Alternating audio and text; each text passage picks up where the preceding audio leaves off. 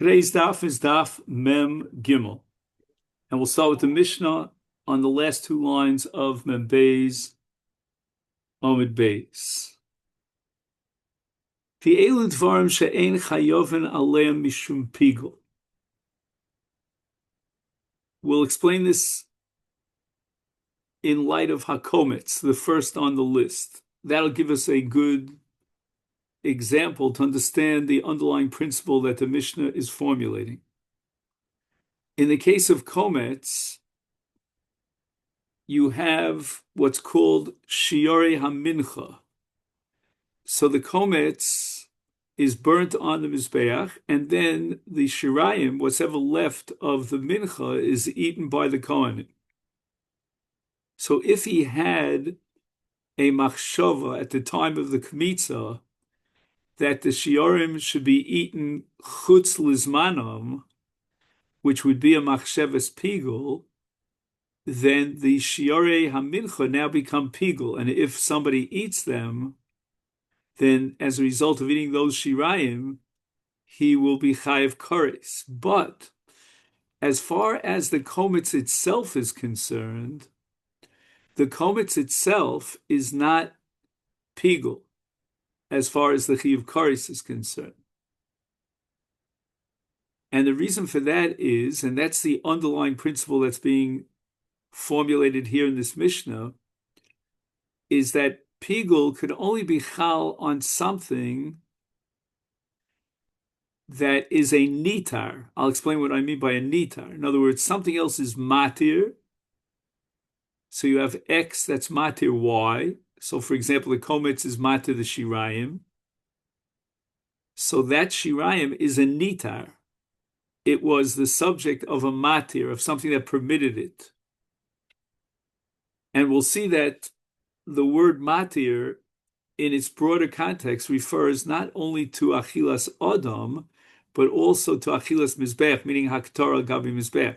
So if X is matir Y for the haktar al gabi mizbeach, then a machshavas pigul at the time of X, the matir, will generate a chiyuv kares of pigul on Y, because Y is the nitar that was subject to the matir of X. But X itself, which is the matir, is never included in pigul. So therefore the kometz, or for that matter, we could talk about the levana. Now, the seder in the Mishnah is mishubash, is mistaken. The text should read hakometz ve'halevona. Just skip haktores in the meantime, because kometz and levona are two halves of a whole, namely of the haktoras ha-mincha. So once again, the levona is going to be matir the shirayim for haktorah, but there's no matir on the levona itself, and therefore the levona itself will never become pigul.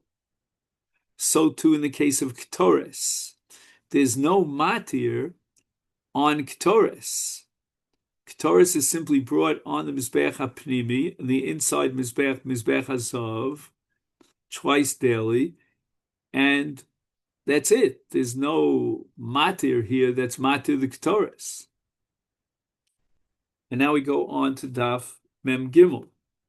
Uminchas kohanim, right? When a kohen brings a korban mincha, then there's no shirayim whatsoever. The minchas kohanim is burnt on the mizbeach kulo, totally. Uminchas kohen mashiach. So too, if the kohen gadol brings, which he did twice daily, his korban mincha, that mincha is burnt on the mizbeach. There's nothing that's matir it, and therefore cannot be subject to the law of pigul. V'hadam. Now, the dam is matir the basal achilas adam and the vorim laktar al gab mizbeach. So the dam is a matir, but it's not a nitar. There's nothing that could be matir the dam, and therefore the dam itself is not subject to the chalos pigul. Now we get to nesachim. Now, with regard to Nesachim, there are two categories of Nesachim. Usually, Nesachim means, let's say a person brings, for example, a korban shlamim, that korban shlamim will be accompanied by Nesachim, by Niskei Yayin. However, there's something called Nesachim Abon Bifnei Atzma. Let's say, for example, a person takes upon himself a Nidava in which he offers to bring a Niskei Yayin without a korban whatsoever. Now, in the case of Nesachim Abon Bifnei Atzman, then there's nothing to be matir the Nesachim. In contrast, if an Nesachim are brought together with a Zevach, like for example, he brings Shlomim with Nesachim, then the avoda of the behemoth, of the animal, right, of the korban Shlomim, is matir the Nesachim. When I say matir the Nesachim, I mean now the Nesachim can be, the libations can be poured on the Mizbeach.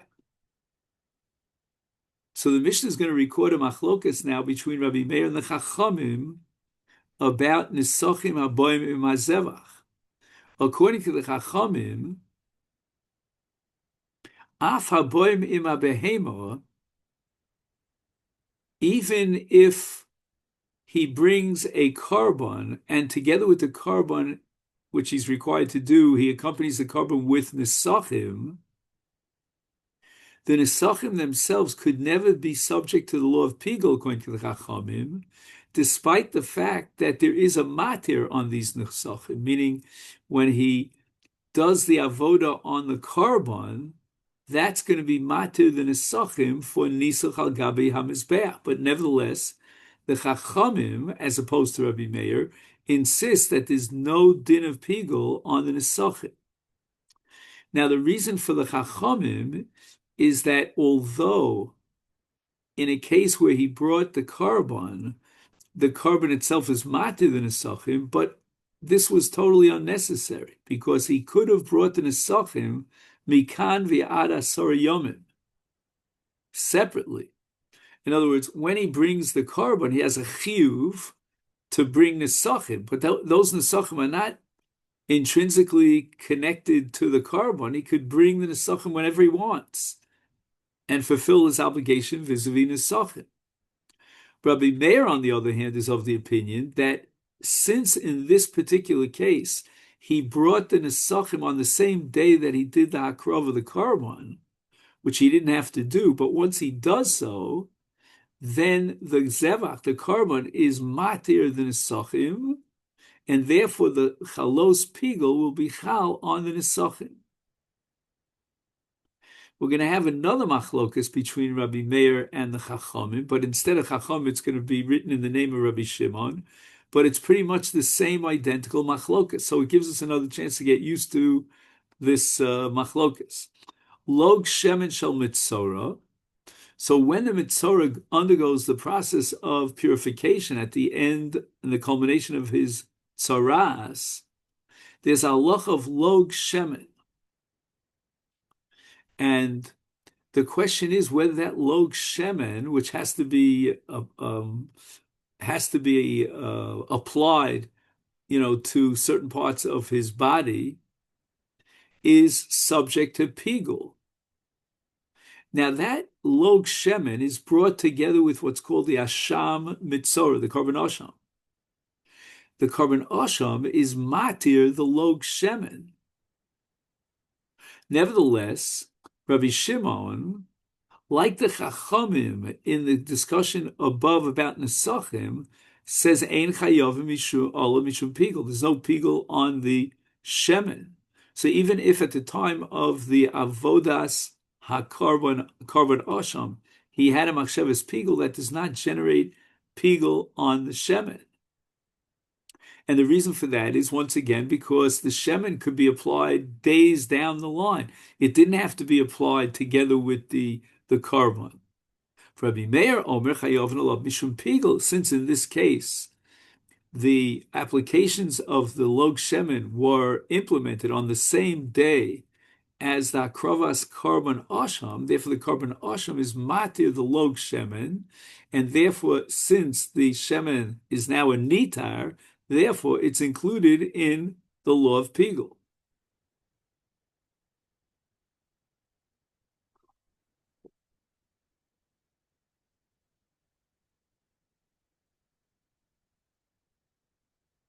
Just want to see if he adds anything. Oh, according to Reb Shimon, if the Korban Asham was rendered Pigul, meaning the Kohen at the time of the, let's say, Shechita of the Korban Asham had a Machshavas Pigul Chutz Zmano, that, according to Reb Shimon, does not have any impact to generate a Shem Pigul on the Log Shemen. Even though now, in this case, the Korban Asham is going to be matir the Shemen. We only apply the Shemen to the body of the Mitzorah after the Avodah of the Korban Asham. But nevertheless, since the Log Shemen could be implemented way down the line, many days later, therefore, we cannot really consider the Korban Asham as the matir of the Shemen. Whereas Rabbi Meir says, no, in this case, the Shemen is not going to be applied until after he does the Avodah of the Korban. So the Avodah of the Korban Asham, therefore, is the matir on the Shemen. Hence, the Shemen is subject to the law of Pigul, according to Rabbi Meir. So as I said before, there's a duplicate machlokas here between Rabbi Meir and, I'm going to use the word Chachamim in a general sense, in both the cases of Nesachim and in the case of Log Shemen. Shedam Asham Atirot. So the logic of Rabbi Meir is that the Dam Asham, in this case where they did the applications of Log Shemen immediately following the Korban Asham is matir the Log Shemen. Kol sheyesh lo matirin, bein la'adam bein la'mizbeach, chayoven olav mishum pigul. Now the Mishnah gives a general rule that underlies everything that we've been learning until now, and that is that anything that has a matir, which means it's a nitar, whether or not that matir is vis-a-vis the mizbeach, what we call achilas mizbeach, or vis-a-vis achilas adam, that which is nitar is subject to the law of pigul. Now, at this point, the Mishnah shifts its focus to cases where you're chayav mishum pigul, meaning where there is a nitar. For example, ha'olah. Now, in the case of an olah, there's no human consumption. The entire olah, from beginning to end, is niktar al gabi mizbeach. It's kolil. But the Mishnah says, nevertheless, the korban olah itself is subject to pigul. If at the time of the avodah he had a machshav of chutz zmano. Why? Because dama matir es psar lim mizbeach. And as we said before, the Mishnah has already coined the phrase that even a heter mizbeach is called a heter, a matir, as far as pigul is concerned. Now, the ora lakonim, this is sort of like a parenthetical insert that the Mishnah inserted. Once the Mishnah told me that the dam is matir li achilas mizbeach, the korban olah, so there is a matir for adam. It's not achila, so it's not relevant to pigul, and that is the or, because the Torah says that the hides of a korban olah are given over to the kohanim, and it depends on which mishmeres kohanim is working, and the matir of that or that through which the kohanim are going to acquire the or is the dam of the korban olah. Now the Mishnah goes on to mention two korbanos olah that apply to an oaf. There's olas ha'of and chatas ha'of. Now, in these cases, again, chatas ha'of is a little bit more complicated, but one thing that's common to both olas ha'of and chatas ha'of is that there's no zrika Okay, let me leave out the word no, because that's only true for the Olasov. Let's take Olasov. Olasov, there's no zrika of the dam al gabi mizbeach. The halacha is that after the malika is done, the head of the oaf is now pushed up against the wall, the outside of the mizbeach. That's the avod of the dam. The dam drips down the mizbeach. After that is done,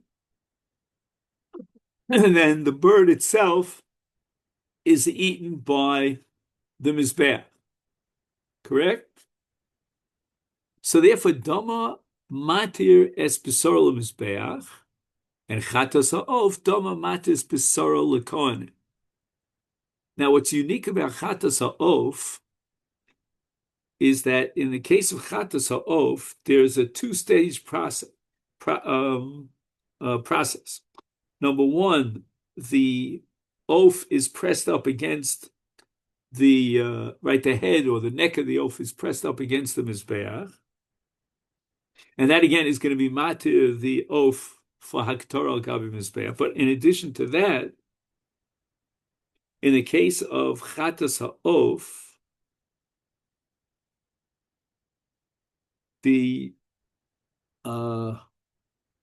there's a hazoya from the dam of the oaf onto the mizbeach. So again, in olas ha'of, there's no hazoya. It's just pressing the neck of the bird onto the side of the mizbeach. In the case of chatas ha'of, number one, there's going to be hazoyas hadam onto the mizbech, and then number two, what's ever left of the dam of the chatas ha'of is then pressed up against the side of the mizbech. Now, what happens in the case of chatas ha'of? The meat of the actual oaf is consumed by the kohen. So therefore, the avodas hadam is matir the basar of the. Again, I don't know how much basar there is on an oaf, but whatever it is, I mean, we do eat chicken, right? So there is such a thing as oaf. And that basar oaf is a nitar, and therefore it's subject to the law of pigul. Now we jump over to what's called chatos pnimios, right? We mentioned in the past couple of blot a number of cases of chatos pnimios, like chatos kohen mashuach, or par helim dovashal tzibur, or the par or the soyer of Yom Kippurim, the soyer of the Avodah Zarah, and all those cases is then parim hanisrafim and seirim hanisrafim, because as we said before, there are two categories of seirim that are pnimios. And what happens after the avoda is done? Then the remnants of the carbon are taken out to be burnt, and that's why it's called nisrafim. Is dama matir es emureim likarev. Okay, so now we have the shita the chachamim with regard to parma nisrafim, that once the dam is applied, again in the heichal, then those parts of the emurim which are designated to be burnt on the mizbeach will be burnt on the mizbeach. So therefore, the dam itself is a matir for the basar aktorah al gabi mizbeach, which the basar now, the evarim, become a nitar, and therefore they're subject to the law of pigul. Reb Shimon Omer. Now we're going to have to see if Reb Shimon argues on the entire Mishnah. He says, "Kol she'eno al hamizbeach hachitzon kishlomim ein chayaven olav mishum pigul." The source for pigul is the parsha of Shlomim, and therefore Reb Shimon is of the opinion that the parsha of Shlomim will severely limit the application of pigul, and therefore, according to Reb Shimon, we only apply pigul in that which is similar in character to shlomim, as opposed to the chatos pnimios, where the dam of the korban is applied inside the heichal on the mizbeach hazov. That's not at all similar to shlomim. Shlomim, obviously, the dam is applied on the mizbeach hachitzon, outside of the heichal.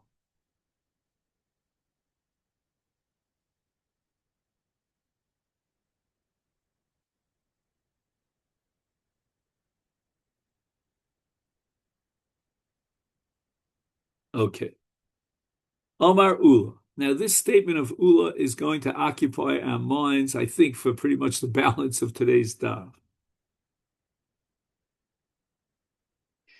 The words of Ula are very paradoxical, very ambiguous.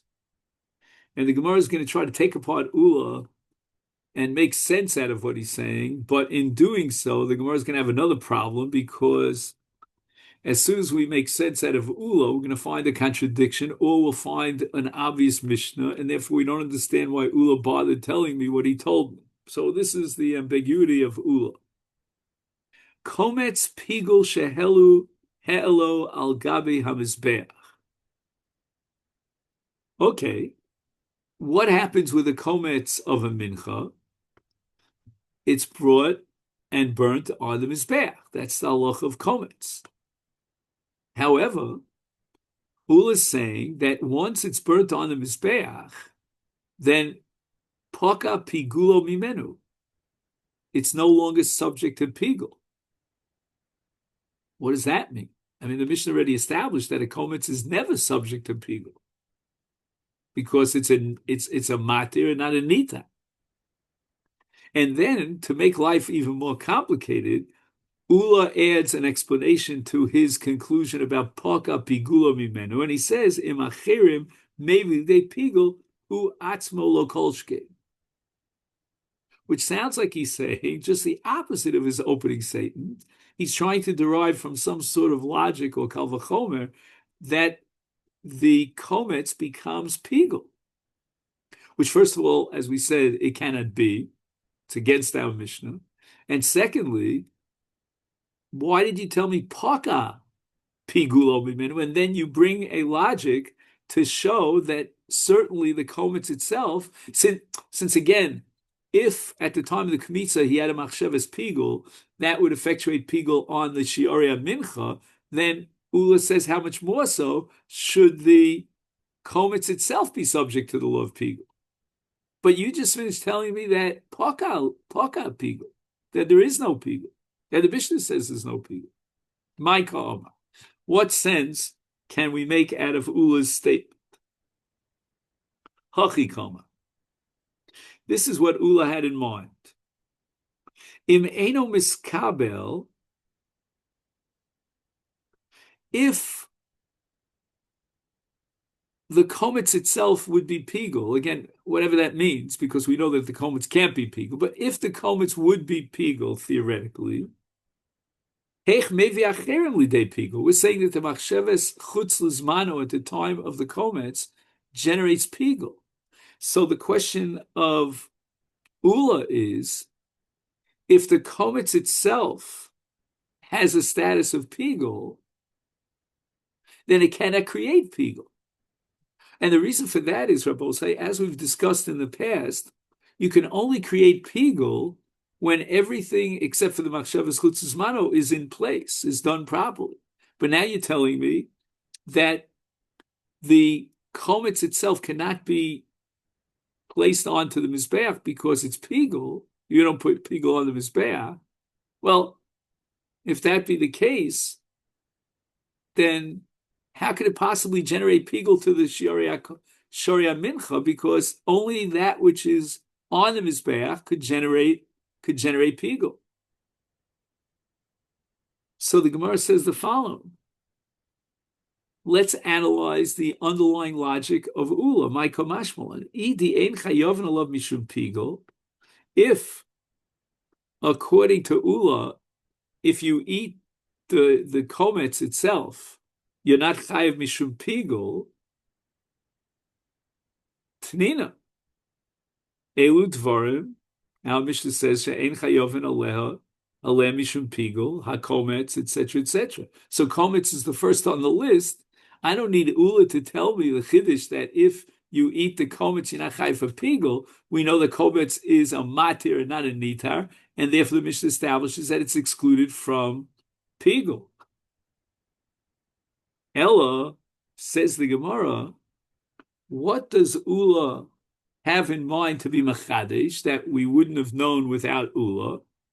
That the im'olu lo yardu, that even though the kometz itself is possible, because at the time of the kmitza, he had in mind chutz mano. So again, whether it's pigul or not, forget about that. That's not relevant right now. What's relevant is that the kometz itself is possible.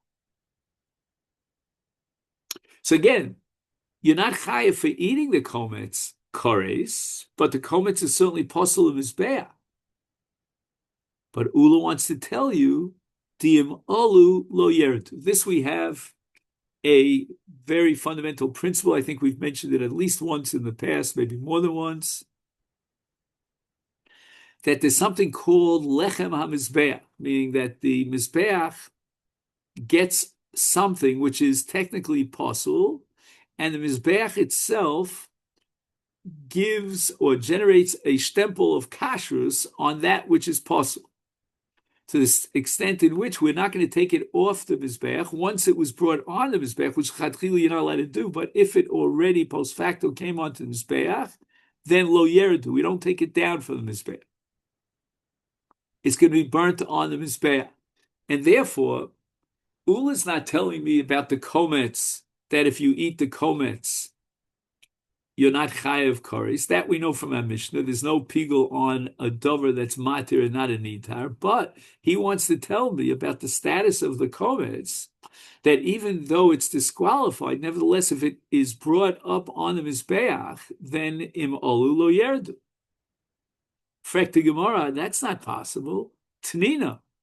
We have a Mishnah later on in Maseches Zevachim. He tells you here, it's on Daf Pei Daled. And the Mishnah explicitly tells me that all the psulim, if they're brought on the mizbeach, which they shouldn't have been done, then lo yerdu, we don't take it off the mizbeach. And let's read the Mishnah. The Mishnah says halon, right? Lon means where you left over the dam overnight, because dam nifsal b'shkiyas hachama. Hayotze, if he took the carbon, whether it's the dam or the emurim outside of the azara, it's possible in Yotze. Or, for example, Tame. Let's say that the Evarim Haniktorim came in contact with a Sheretz or a Tame Mes or whatever it might be, and they therefore acquired Tuma. Then in such a case, Nishchat Chutz Zmanu Chutzim Komim Olulo Yerdu. We apply the principle of Olulo Yerdu. So this Mishnah applies Olulo Yerdu in 5 different scenarios. Number 1, Lina, a psul Lina. Number 2, a psul Yotze. Number 3, a psul Tuma. And number 4, if the Shechita was done Chutz Lizmano, or 5, if it was the Shechita was done Chutz L'Koma. And in all these cases where the carbon is possible, nevertheless, the Mishnah establishes him Olulo Yerdu, and on the list is Nishchat Chutz Lizmano, which is Machshavas Pigul. So we see explicitly from this Mishnah that if the carbon was brought with a machshav of Chutz Lizmano, if it was taken up onto the Mizbeach, then we don't take it down. So why would Ula have to teach me that which is explicit in the Mishnah, V'yela? And therefore we have to reformulate the Chiddush of Ula to Im Yardu. Let's understand. Im Yolu, and then there's Im Yardu. If the carbon that was possible in one of those 5 categories that we mentioned was brought up on the Mizbeach, and now it was taken down from the Mizbeach, do we say that the Mizbeach was already Kone, the Lechem Shel Mizbeach, had already acquired it, so to speak, as its own Lechem, and therefore, if it goes down, it has to be taken up? That's the Chiddush of Ula. Ula wants to tell you that even if after the the kmitza, the komets, was taken up on the mizbech, it was taken down from the mizbech. Nevertheless, bring it back up. And in my humble opinion, I think what the Gemara means is that you're required to bring it back up. It's not just that you have an option. Once the mizbeach demands that, that basar, or in this case, the flour of the kmitza, then you have to guarantee that it'll go back onto the mizbeach. The Gemara says that can't be the chiddush of Ula, because even that we have in a Mishnah. And the Mishnah says, Kshem she'im olu lo yerdu, kach im yardu yalu. I'm sorry. Kshem she'im olu lo yerdu, kach im yardu lo yalu. So it's interesting. The Gemara's kasha here is different than all the other kashas. Until this point, the Gemara kept rejecting this interpretation of Ula because it's already explicit. Ula didn't have to teach it to me. Now the Gemara is rejecting this interpretation of Ula because it's against the Mishnah. And the Mishnah says that im olu lo yerdu, and the flip side of that is im yardu lo yalu. As if to say that once it came down from the Mizbeach, we don't put it back up. So how could Ula possibly saying that even though it's outside of the Mizbeach, we bring it back up on top of the Mizbeach? If it had to get outside the Mizbeach, it fell off the Mizbeach. Okay, it fell off the Mizbeach. The din is, as the Mishnah formulates it, lo yalu, lo tzricha. And now the Gemara introduces a whole new dimension to this halacha of im yardu lo yalu, and that is shemashla bahen ha'or. When we say that something that's possible went onto the Mizbech now generates a status of that psul carbon as lechem HaMizbeach, there are two different stages, two different levels. One level is it came onto the Mizbeach. The other level, it was already burnt on the Mizbeach. If it came up onto the Mizbeach and then it fell off, then we don't bring it back up. Because then the kinyan of, so to speak, the acquisition of the Mizbeach for lechem HaMizbeach is very weak, very basic. But if, on the other hand, Sholta Ba'or, this psul carbon came up on the Mizbeach and they already began to burn it, and the fire starts scorching, let's say there were limbs, of Evarim Updarim, Haniktarim, Emurim, and one of the limbs already was up in flames, so to speak, then it's a much more profound status of lechem shel mizbeach. And the nafkamina is that even if it falls off the mizbeach, you have to put it back onto the mizbeach. So therefore, if the komets was taken down from the mizbeach, obviously, according to the Mishnah, if sholta ba'or, mishola ba'or, and the fire had already begun consuming this komets, then im yardu yalu. So why does Ula have to repeat that which we know from the Mishnah?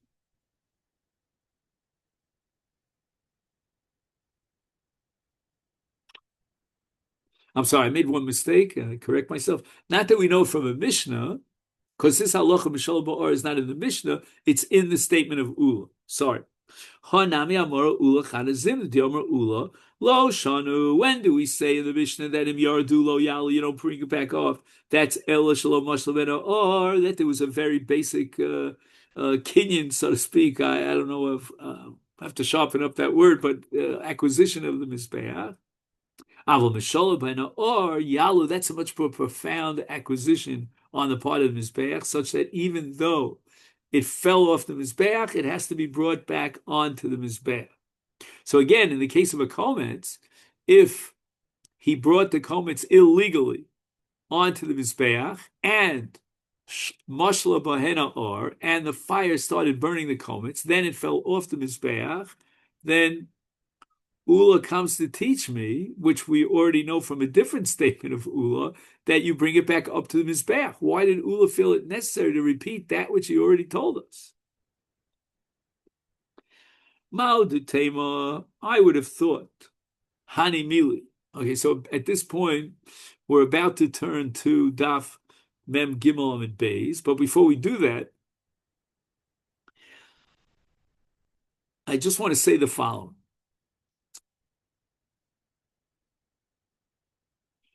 This concept of Mishola V'Hena Or, just in the reality of it, just describing exactly what was being burnt by the fire, could be understood as what I call an entity. Let me explain what I mean by an entity. In modern Hebrew, you call it yichida, a unit. If you have an aver, a limb of an animal, in this case of a korban, then once that limb is singed with fire, you could say, the onlooker could describe that reality as if the entire limb as a unit was up in flames.